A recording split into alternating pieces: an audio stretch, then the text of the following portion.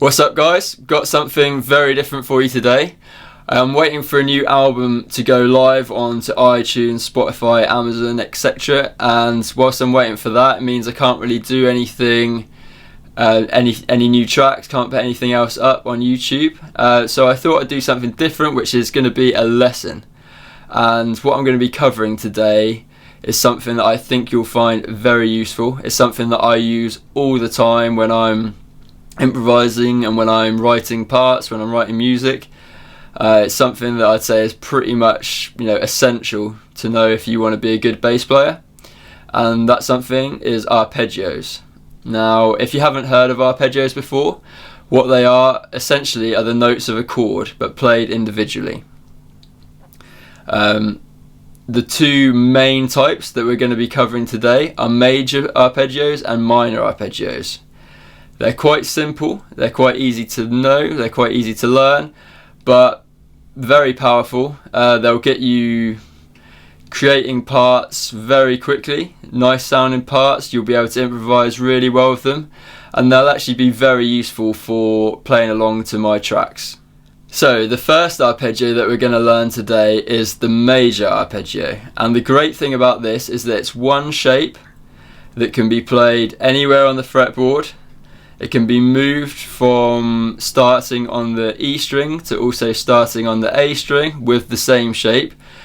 So yeah, it's quick, easy to learn, but yeah, like I said before, it's very useful. So to get started, we're going to be in the key of A, so that's going to be the 5th fret on the E string as the first note. The second note, going now onto the A string, is the 4th fret, on the A string. Moving on now to the 7th fret on the A string still. And lastly, now onto the D string, 7th fret. So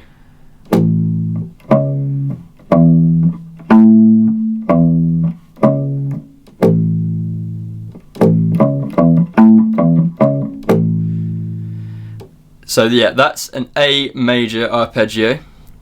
Can also be played up a little bit higher and still be A major, starting on the A string this time. So 12th fret A string,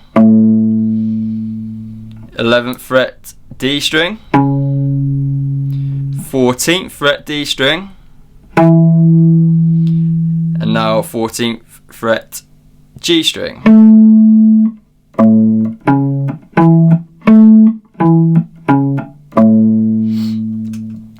So if you're playing along with a guitarist or a keyboard player, you know that they're playing that particular chord at that moment.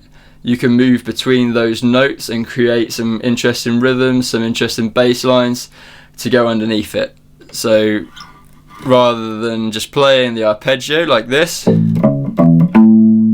you can create lines. So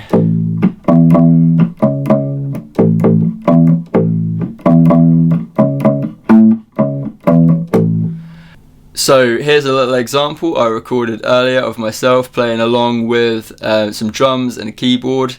You'll get an idea, a little bit of a demonstration of how it can work, how it can sound. I'm using just strictly the A major arpeggio, those 4 notes that I showed you just a second ago.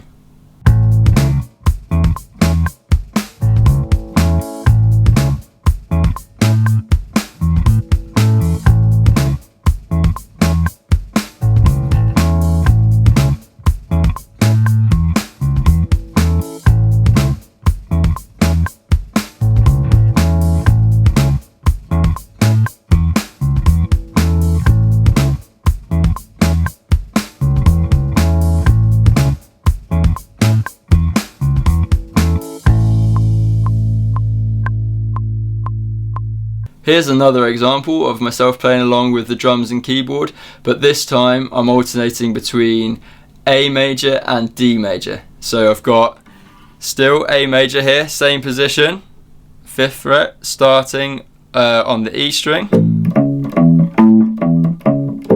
But then I'm also going on to the 5th fret on the A string, which is D. So when you start from this note, you get a D major arpeggio.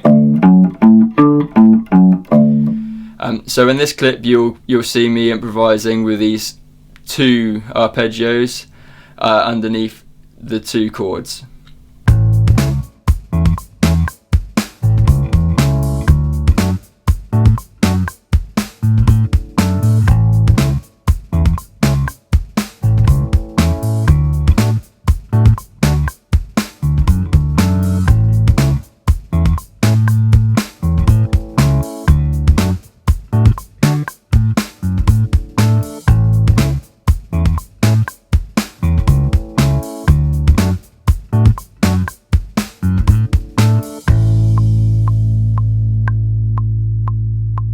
The next essential arpeggio that you need to know is the minor arpeggio. It's pretty similar to the major, actually, only one note is different here.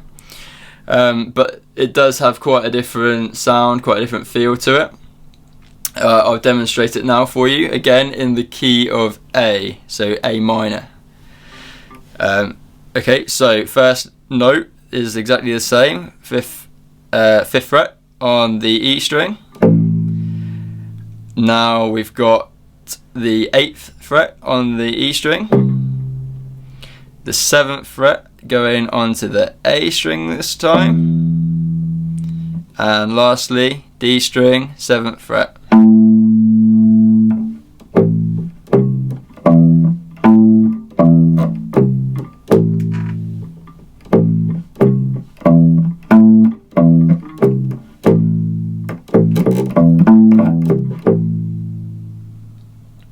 Again, you can move this around the fretboard.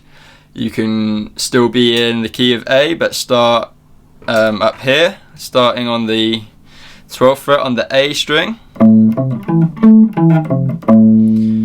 Some other examples would be in the key of C. So C minor arpeggio would be starting on the 8th fret. In the G minor arpeggio on the 3rd.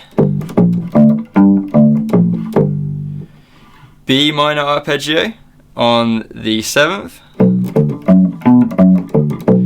and also you can start on the A string, so 7th fret on the A string would be E. So yeah, same thing, just one simple pattern. You can move it around the fretboard to play in different keys over different chords, very useful. So here's a little clip of myself using this in an improvisation. This is just strictly over one chord, which is A minor. Here you go.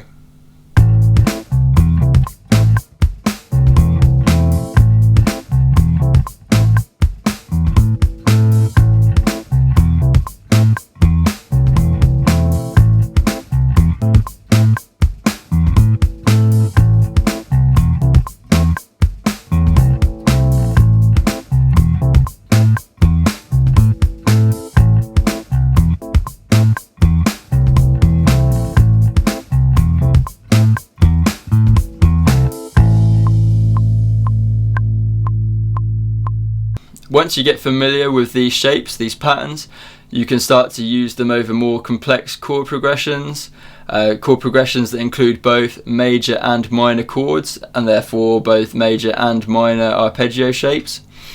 In this last clip, you'll see me improvising over a chord progression containing A minor, D major, G major, and E minor. It'll give you a little bit of an idea of what you can, the things that you can write making these arpeggios, little bass lines, little improvisations here and there. You can definitely create things that are a bit more interesting, a bit more exciting than just playing root notes all the time. You can really have some fun with this, especially if you're improvising along with a backing track.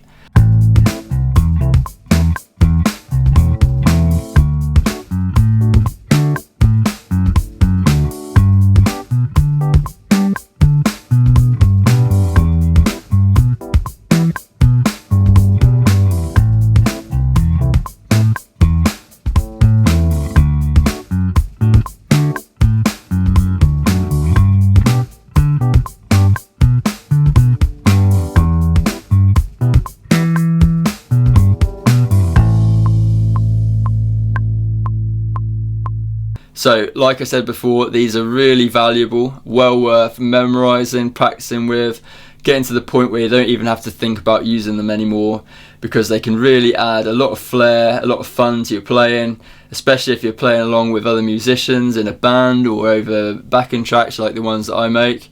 There really is no better tool for just improving your all-round playing and getting away from, you know, boring root note playing.